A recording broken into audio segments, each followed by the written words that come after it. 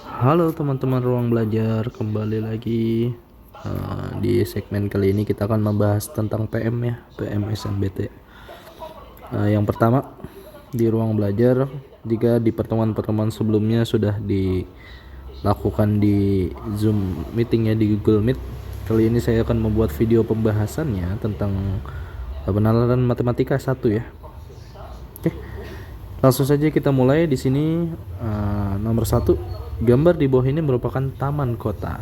Jalan yang menghubungkan titik A dan C serta E dan F berbentuk 1/4 lingkaran. Oke, 1/4 lingkaran dengan jari-jari 30 meter. Pada titik B dan G terdapat keran air minum.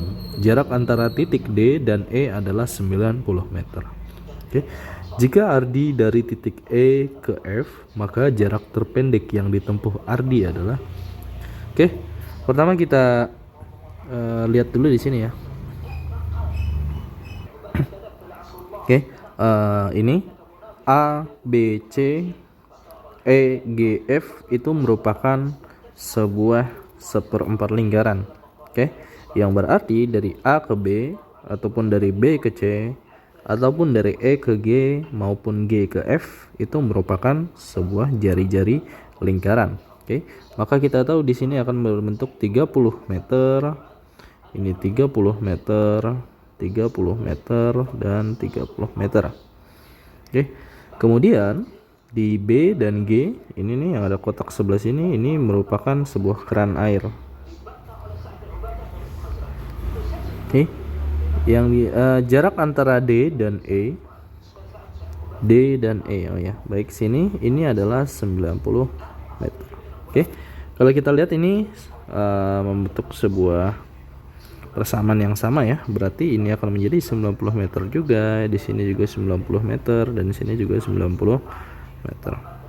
Oke, kita masuk ke soalnya. Jika Ardi berjalan dari titik E ke F, titik E ke F ya, titik E ke F, maka jarak terpendek yang ditempuh Ardi adalah, oke, E ke F kita bisa aja lewat sini, dari E ke G, G ke F. Cuma yang ditanya di sini adalah jarak terpendeknya, yang berarti kita ambil sisi miring ini. Oke, sisi miring ini. Oke, kita tahu di sini ini adalah 1/4 lingkaran. Oke, kalau kita ambil sisi luarnya aja berarti ini akan menjadi, ini 1/4 ya, bukan 1/2, 1/4. Oke, kalau kita ambil sisi luarnya saja berarti kita akan mengkalikannya dengan keliling lingkaran. Oke, maka ini akan menjadi 1/4 dikali keliling lingkaran, lumas keliling lingkaran 2 dikali pi dikali r, oke, atau pi kali d. Oke, ini bisa kita coret, sisa 2. Ini akan jadi setengah dari pi dan r nya adalah 30. Oke, ini bisa kita coret, sisa 15. Maka dia akan menghasilkan 15 pi. Oke, jawabannya adalah yang A. Kita lanjut masih dengan introduction soal yang sama, masih dengan permasalahan yang sama, dengan persoalan yang berbeda ya. Saat Ardi ingin ke titik D, jalan yang menghubungkan langsung titik A dan D tidak dapat dilalui. Oke, ini berarti nggak boleh dilalui nih. Sehingga dia harus mencari jalan lain untuk sampai ke titik D. Maka jarak terjauh yang ditempuh Ardi mulai dari titik A ke titik D adalah, karena ditanya jarak terjauh, maka si Ardi dari titik A ini harus melewati titik B ke titik C, titik H, F, G, E, baru ke D ya. Karena yang ditanya terjauh, kita ambil jalan paling jauh.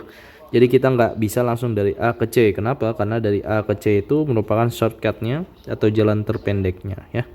Oke, maka tinggal kita tambah aja di sini. Ini tadi merupakan jari-jarinya yaitu 30 meter. Ini sini 30 meter, di sini 90 meter, 90 meter, 30 meter, 30 meter dan 90 meter.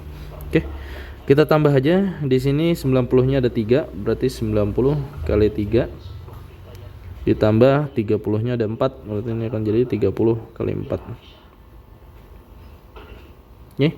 Ini akan jadi 90 kali 3 270 ditambah 30 kali 4 120 yang akan menghasilkan 390 meter. Yang B jawabannya.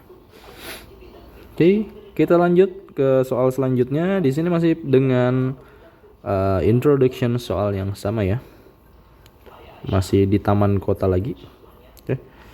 Kita ambil di sini soalnya jalan yang menghubungkan secara langsung titik A dan C. Titik A dan C tidak dapat dilalui. Oke, ini nggak bisa berarti ya. Ardi berjalan dari titik A ke H. Karena haus, Ardi kemudian menuju ke keran air. Jarak terpendek yang ditempuh Ardi mulai dari titik A hingga ke keran air adalah. Oke, jadi si Ardi udah jalan nih dari A udah sampai di titik H. Oke. Kemudian Ardi haus, maka pilihan Ardi adalah ke titik B ataupun titik G. Oke, karena di sini dijelaskan bahwa soal pada titik B dan G terdapat keran air minum. Oke. Maka jarak yang ditempuh oleh Ardi dari titik A hingga ke keran akan menjadi A di sini 30 meter ditambah ini 30 meter ditambah ini 90 meter. Oke. Berarti akan menjadi 150 meter ditambah itu dari titik A ke titik H ya. Si perjalanan Ardi pertama. Kemudian si Ardi kembali ke keran air yaitu antara titik B ataupun titik G. Oke. Kalau kita lihat dari sini titik H menuju titik F ataupun H menuju C, C ke B, H ke F, F ke G itu akan mengalami perjalanan yang sama, yaitu ditambah 90 lalu ditambah 30. Oke. Ini akan menjadi 150 meter ditambah 90 meter ditambah 30 meter. Oke. 90 tambah 30 120 tambah 150 akan menjadi 270 meter. Oke, ini ada jawabannya yang A. Oke. Kita ke soal selanjutnya. Di sini sudah mulai berbeda introduction soalnya, kita baca lagi. Gambar berikut merupakan kereta api yang memiliki roda dengan jari-jari R1 sama dengan R2. Jadi roda jari-jari R1 dengan R2 ini sama ya. Ini dua roda ini sama. Tidak sama dengan R3 dan tidak sama dengan R4. Artinya di R3 dan R4 itu berbeda. Oke. Terdapat titik A, B, dan C berturut-turut pada tepi roda dengan jari-jari R2, R3, dan R4. Jika perbandingan antara R2 dan R3 adalah 3:2, oke, berarti perbandingan antara jari-jari R2 dan jari-jari roda R3 itu 3:2. Maka perbandingan banyak putaran antara R2 dan R3 adalah, oke, kalau kita lihat di sini ada dua roda antara R2 dengan R3 itu memiliki beda jari-jari ya. Oke, yang berarti juga dia akan memiliki perbedaan putaran. Oke, hubungan antara dua roda seperti ini ya akan banyaknya putaran pada roda itu akan berbanding terbalik dengan besarnya jari-jari. Yang artinya apa, Kak?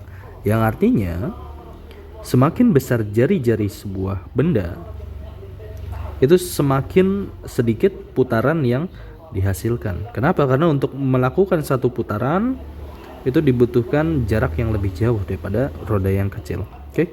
Maka di sini bisa kita tulis sebagai R1 dikali N1 akan sama dengan R2 dikali N2.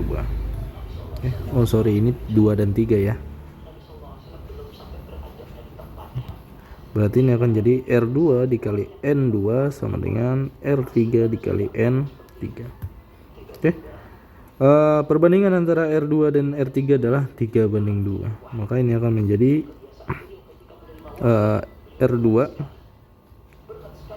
per R3 sama dengan N2 per N3.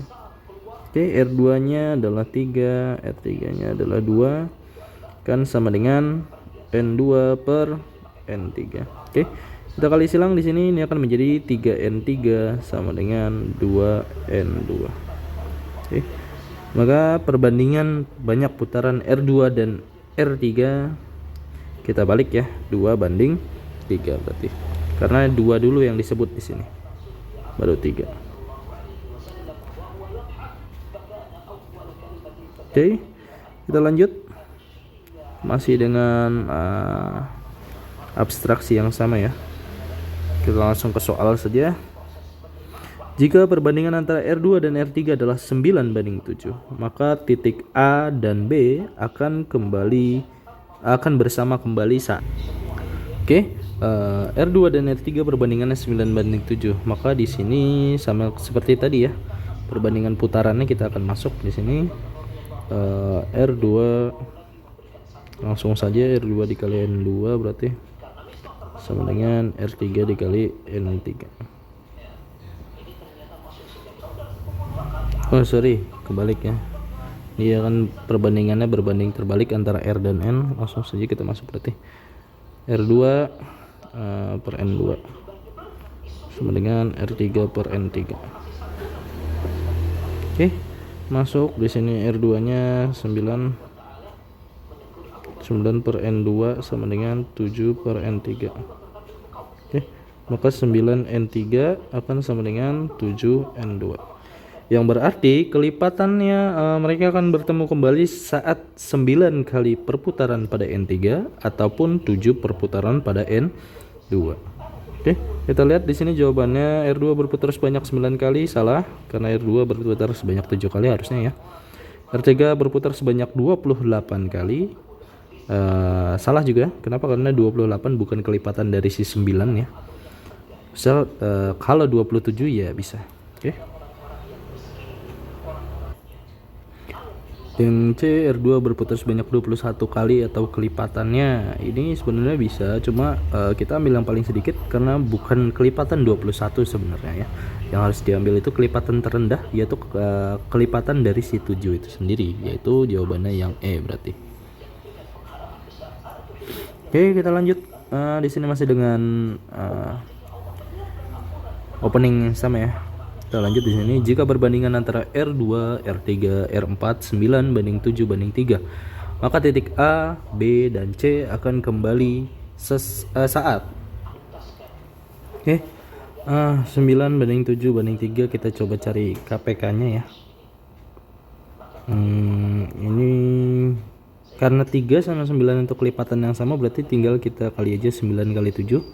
KPK-nya akan bertemu di 63 berarti. Oke. Maka untuk putaran si N2 ya, perputaran N2 itu akan menjadi 63 karena jari-jari 9 per 9 dia akan mendapatkan hasil 7. Oke. Berarti 7 kali nih, N2 setiap 7 kali. Lalu N3 akan menjadi 63 per 7 yaitu setiap 9 kali, dan N4 akan menjadi 63 per 3. Berarti 21 kali.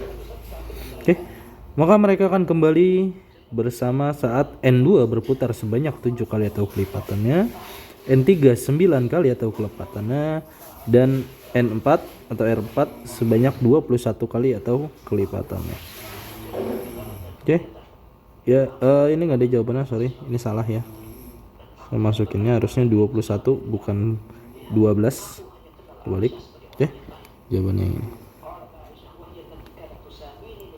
Oke, kita lanjut. Selanjutnya nomor 7. Pada pertanian melingkar, circular farming, tanaman ditanam secara melingkar seperti pada gambar. Pada lingkaran paling luar yaitu L1, tanaman ditanam sepanjang lingkaran dengan radius R1 meter. Petani menyiram tanaman dengan air melalui pipa air yang berputar sesuai dengan arah panah. Pada pipa air terdapat lubang air. Lubang air nomor 1 mengaliri tanaman pada lingkaran L1 dengan radius R1 dan seterusnya. Oke. Di sini ada banyak pipa nih, 1 2 3 4 5 6 7 8 ya, sampai ke pusat. Oke, berarti dia akan jadi R1, R2, R3, R4, R5, R6, R7, R8, L1, L2, L3, L4, L5, L6, L7, L8. Oke, nah kira-kira gambarnya akan seperti ini. Circular farming, berputar. Ukuran lubang air setiap lingkaran sama. Rapat tanaman pada LN adalah banyaknya tanaman yang ditanam di LN untuk setiap 1 meter. Jika R2 berbanding R5 adalah 8:6 dan rapat tanaman di L2 sama dengan rapat tanaman di L5. Perbandingan banyaknya tanaman yang ditanam di R2 dan R5 adalah. Nah, di sini tanaman asfalto ditanam sepanjang lingkaran dengan radius R1 meter. Oke. Karena radiusnya sama ya, R1 meter dan seterusnya nih. Berarti dia akan mempunyai radius yang sama. Oke. Ditanam jarak antar tanaman itu sama. Lingkaran S1 di mana berarti jari-jarinya nih akan berbeda ya pada setiap lingkaran. Oke, karena jari-jarinya berbeda maka banyak tanaman juga akan berbeda. Oke, ini berarti banyaknya tanaman yang ditanam itu akan sama dengan jari-jari. Iya benar, radius tanam dikali dengan keliling lingkarannya. Oke.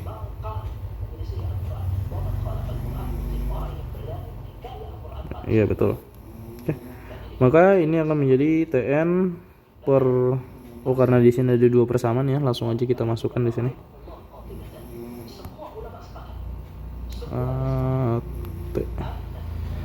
Kita langsung ke persamaan aja. Berarti di sini T2 per T5 akan sama dengan R2 dikali dengan 2pi dikali R2 per R5 2pi dikali dengan R5, dimana R besar merupakan radius dan R kecil merupakan jari-jarinya ya.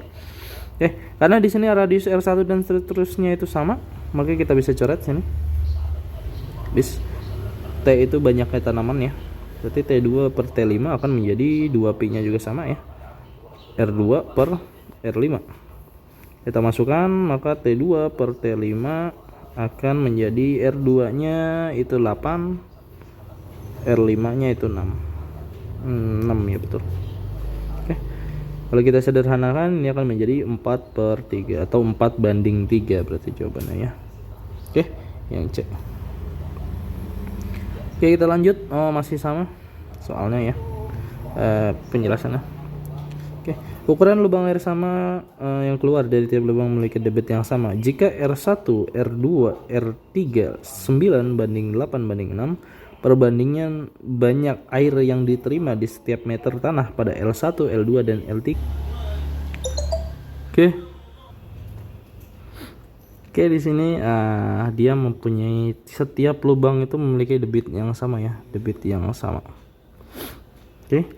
Jika R1 banding R2 banding R3 itu 9 banding 8 dibanding 6, perbandingan banyaknya air yang diterima setiap meter pada tanah L1, L2 dan L3. Oke, berarti kita cari dulu banyaknya tanaman yang ada di L1, L2, L3 ya. Tadi ternyata setelah kita bahas di sini, setelah kita lihat banyaknya tanaman itu selurus atau berbanding lurus dengan banyaknya dengan besar jari-jari. Oke. Maka kita akan tahu di sini T1 akan menjadi 9, T2 akan menjadi 8 dan T3 akan menjadi 6. Oke. Karena perbandingan air yang diterima di setiap meter tanah pada L1, L2 dan L3 yang ditanyakan ya. Dan di R1 itu punya 9 tanaman, artinya dia ada 9 di setiap meternya, di T2 8 setiap meternya, T3 setiap meternya ada 6. Di sini mereka semua mempunyai lubang yang sama, oke. Dan lubang itu memiliki debit yang sama, yang artinya debitnya itu sama di T1, di T2 dan T3. Oke. Jadi pada setiap lubangnya di T1 akan menerima 1/9 dari yang keluar, dari total yang keluar ya. Di T2 akan memiliki 1/8 dari setiap yang keluar, dan T3 akan memiliki 1/6 dari setiap yang keluar. Kenapa? Karena dalam T1 di situ ada 9 lubang yang akan ada, di T2 akan memiliki 8 lubang, dan di T3 akan memiliki 6 lubang. Oke, pada setiap lubangnya akan keluar 1/4 gitu. Oke, jawabannya berarti yang B. Oke, kita lanjut di sini. Perhatikan pernyataan berikut. Pernyataan 1, P adalah 50% dari Q. Pernyataan 2, Q adalah 10% dari R. Pernyataan yang pasti benar adalah Q. Di sini P sama dengan 50% dari Q, yang artinya P merupakan setengah Q, atau Q sama dengan 2 kali P. Lalu Q sama dengan 10% R. yang artinya Q 1/10R atau R sama dengan 10 kali Q. Oke, sudah jelas R yang lebih besar. Oke, berarti jawaban yang mana nih? P lebih kecil dari R tetapi lebih besar dari Q, salah. P lebih besar dari Q dan R, salah. Q lebih besar dari P tetapi lebih kecil dari R, ya betul. Ya, Q lebih besar dari P tetapi Q lebih kecil dari R. Q adalah yang terbesar, salah. Q ada yang terkecil, salah ya. Oke, informasi berikut untuk menjawab pertanyaan soal nomor 10 dan 11. Data hasil penjualan rata-rata setiap bulan sebuah toko mebel bulan November sebagai berikut. Jenis barang meja makan pendapatan 20 juta, keuntungan 25%, kursi tamu 10 juta, 40%, tempat tidur 5 juta, 20%, lemari 10 juta, 50%, meja kantor 20 juta, 20%. Jika pendapatan rata-rata meja makan adalah 20 juta dan itu sudah termasuk untung 25%, maka modal yang dikeluarkan untuk meja makan adalah, kalau untung 25%, berarti kan total penjualan itu kan 125% ya. Kenapa? Karena untung itu kan keluar lebih dari modal ya. Dia 100% dari, kalau modalnya 100%, untung 25% kan berarti keuntungan harga jualnya dari 125%. Yang dikeluarkan, oh enggak, ternyata ini 20 juta sudah termasuk untung ya. Oh iya betul nih, 20 juta itu sudah termasuk untung 25%. Berarti si 20 juta itu keuntungan 25%. 25%, maka modal yang dikeluarkan. 20 juta itu berarti udah sama untung ya. 20 juta. Sama dengan uang modal ditambah dengan si keuntungan tadi. Keuntungan itu kan diambil dari ujung modalnya ya. Berarti ini akan menjadi 125%. Maka modal akan menjadi 20 juta dibagi 125%.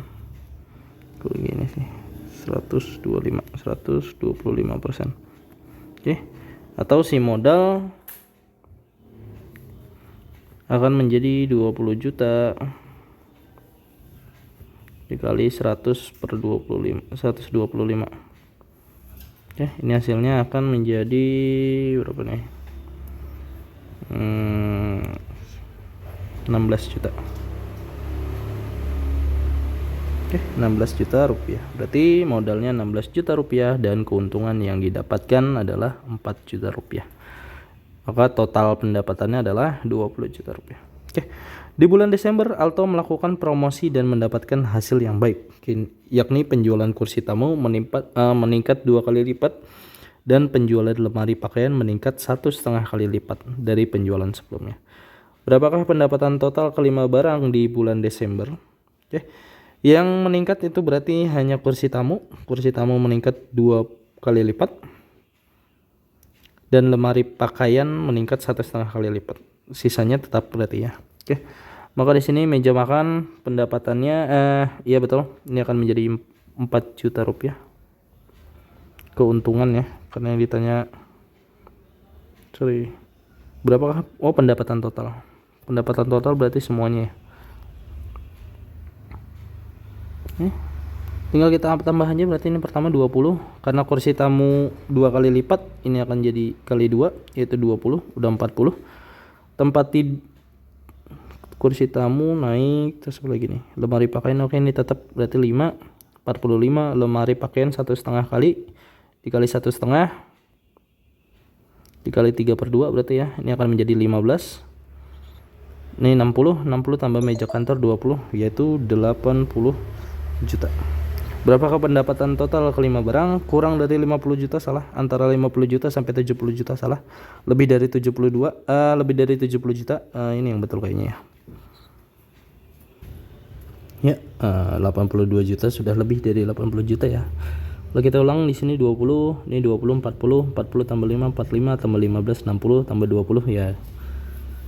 60 80 sorry, 80 itu lebih dari 70 ya, tapi masih kurang dari 82 ya, karena 82 berarti salah ya, lebih dari 100 juta juga salah. Oke, kita lanjut di sini. Informasi berikut untuk menjawab pertanyaan nomor 12 sampai 13. Ali mempunyai 30 kelereng dengan komposisi sebagai berikut: merah 20%, kuning 10%, biru 30%, putih 10%, hijau 30%. Jika Ali menambah 4 koleksi kelereng dan kelereng itu tidak mungkin berwarna biru atau merah, maka pernyataan yang pasti benar. Oke, bisa kita lihat dulu berarti sini merah 20% dari 30 kelereng, ini kan jadi 1/5 dari 30 ya. 1/5 dari 30 ini akan jadi 6 kelereng. Ini 10% akan jadi 1/10 dari 30. Ini akan jadi 3. Sini 30, 30% berarti 3/10 kali 30. Oke, ini akan jadi 9. Ini akan jadi 3 kelereng, di sini akan jadi 9 kelereng juga. Oke.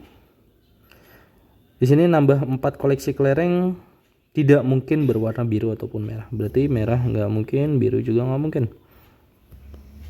Persentase kelereng merah lebih banyak daripada persentase kelereng kuning. Kuning 10%. Oke, kalau dia menambah 4 koleksi kelereng dan kelereng itu tidak mungkin biru ataupun merah, berarti bisa aja dia kuning ya. Kalau kuningnya ditambah 4 kan kuning di sini 3. 3 ditambah 4 itu berarti 7. Oke, persentase kelereng merah itu 6, sedangkan si kuning 7. Udah jelas kuning lebih banyak, berarti ini belum tentu benar. Persentase kelereng putih sama dengan persentase kelereng kuning. Oke, belum tentu juga. Kenapa? Karena bisa aja ditambah ke putih semua atau ditambah ke kuning semua koleksinya. Persentase kelereng biru lebih besar daripada persentase kelereng putih. Biru itu 30%. Oke. 30% itu 9 kelereng, kalau si putih itu 10%, 10% itu 3 kelereng. Kalau putih dapat 4 pun dia masih 7, yang artinya persentase kelereng biru betul dia akan lebih besar daripada persentase kelereng putihnya. Oke. Selanjut, jika Ali membagikan 3 kelereng kepada temannya di mana bukan berwarna hijau atau kuning, berarti bukan hijau bukan kuning ya. Hijau 30%, kuning 10%. Maka pernyataan yang pasti salah. Persentase kelereng merah lebih banyak daripada persentase kelereng kuning. Oke, di sini bagi 3 kelereng. Apa betul? Di sini 6. 6 kuning 3. Kalau di sini dibagi dikurang 3 masih 3. 3 3. Oke, berarti sama ya. Pernyataan yang pasti salah. Oh, ini bisa jadi betul, bisa jadi salah. Bisa jadi betul, bisa jadi salah. Berarti bukan ini jawabannya. Persentase kelereng putih sama dengan persentase kelereng kuning. Putih kuning belum tentu. Kalau yang dikasih putih semua ya putih habis berarti ya. Juga belum tentu. Oke. Kelereng putih habis ini juga belum tentu. Kenapa? Karena belum tentu tiga-tiganya yang dikasih kelereng putih. Presentasi kelereng hijau lebih besar dibanding presentasi kelereng merah. Hijau itu 30%, 60% kalau kurang ya bisa jadi bisa enggak ya, berarti salah juga. Berarti jawabannya yang ini presentase kelereng kuning lebih besar daripada presentase kelereng biru. Kuning biru ya udah jelas. Oke, biru 9 kelereng, kalau pun dibagiin 3 masih 6 kelereng, lebih banyak daripada kuning yang hanya 3 kelereng. Ini pernyataannya sudah pasti salah. Oke, kita lanjut. Bu Susan merupakan seorang ibu rumah tangga yang suka memasak. Setiap hari suami dan anak selalu meminta menu makanan yang berbeda. Karena Bu Susan merupakan seorang yang kreatif dan mau belajar, ia selalu mempelajari berbagai masakan baru via smartphone-nya. Suatu hari, anak-anak meminta menu makanan siomay. Untuk membuat satu paket siomay, Bu Susan memerlukan ikan tenggiri, tepung kanji, dan jerbung. Apa nih jerbung? Perbandingan ikan tenggiri dan tepung kanji adalah 12:8, sementara perbandingan tepung kanji dan udang jerbung adalah 4:10. Jika Bu Susan mempunyai ikan tenggiri sebanyak 600 gram, maka banyakkan terigu dan udang jerbung yang harus dimasukkan masing-masing adalah karena 12:8 tepung kanji. Ini 12:8 sama dengan 600/X ya. Ini kita kali, berarti 12X sama dengan 600 kali 8. X sama dengan 600 kali 8 bagi 12. Oke, ini bisa kita coret, sini dapat 5, 50 kali 8 itu 400. Oke, ini masih dalam gram, yang artinya adalah 0,4 kilo untuk tepung. Oke, banyak ya, 0,4 antara A dan B. Kita lanjut, berarti cari jerbungnya. Presentasi jerbung adalah tepung kanji banding jerbung 4:10. Berarti tepungnya dikit ini ya, udangnya banyak, luar biasa, orang kaya nih Mas Susi. Oke, 4:10 sama dengan 0,4 dibanding X. Kita masuk sini, X sama dengan, langsung aja ya, 0,4 kali 10 bagi 10. Terus sorry, kok kali 10 sih? Iya betul, 0,4 kali 10 dibagi 4 nih. Oke, ini hasilnya adalah 1 kg. Berarti jawabannya yang B, 0,4 kilo untuk tepung kanji dan 1 kilo untuk udang jerbungnya. Banyakkan udangnya daripada tepung nih. Ini berarti jadi somai udang, bukan somai tepung. Oke, lanjut. Seorang pengrajin merencanakan untuk membuat beberapa tas dan keranjang. Jumlah kedua macam tersebut adalah 48 buah. Jumlah keranjang yang direncanakan 3 kali jumlah tas. Presentasi jumlah tas dan keranjang terhadap total produksi berturut-turut adalah di sini akan merencanakan untuk membuat beberapa tas dan keranjang. Jumlah keduanya akan menjadi 48. Jumlah keranjang direncanakan 3 kali jumlah tas. Dan persentase jumlah tas dan keranjang terhadap total produksi. Ya berarti jumlah tas, jumlah tas, ini keranjang 3 kali jumlah tas ya, berarti kan tas sepertiga keranjang. Ini keranjang. Tas akan dapat 1 bagian, keranjang akan dapat 3 bagian dari total 4 bagian ya. Berarti si tas akan jadi 1/3 tambah 1. Si keranjang akan jadi 3/3 tambah 1. Ini akan jadi 1/4 bagian. Si keranjang akan menjadi 3/4 bagian. Presentasenya berarti ini akan jadi 25%. Sedangkan si keranjang akan menjadi 75%. Kalau ditanya jumlahnya berarti tinggal kita hitung aja, 1/4 kali 48. Ini bisa coret, ini 1, ini 12, hasilnya ada 12. Di sini akan menjadi 3/4 dikali 48. Ini coret, ini 12 kali 3 adalah 36 buah. Ya. Karena yang ditanya persentasenya berarti ini aja, 25% dan 75%. Oke, mungkin sekian ya, karena soal kita udah habis. Sekian untuk pembahasan kita kali ini. Jika ada teman-teman yang ingin ditanyakan terkait soal-soal ataupun masih ada yang belum bisa dipahami dari penjelasan yang sudah kita bahas hari ini, bisa chat di kolom komentar YouTube ataupun bisa ke email saya ya, ataupun teman-teman juga bisa diskusi di grup WA diskusinya yang telah dibuatkan ya. Oke, sekian untuk kali ini, see you next time, bye bye.